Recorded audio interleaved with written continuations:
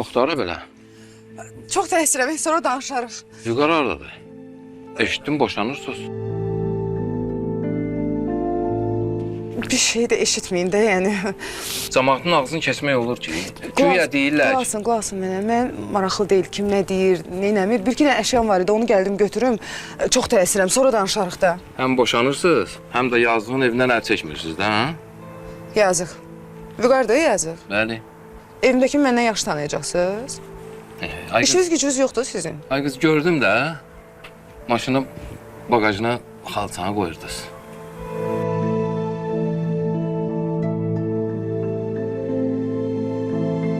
Cehizimdir. Gəlmişdim götürüm. Bir-iki əşyam var, götürdüm, gedirəm. Vüqar gül kimi oğlandır. Lap yaxşı, olsun gül kimi. Verdim sizə, getdi. İndi olar Kimdir gedim. belə? Kimdir? Qardaşındır.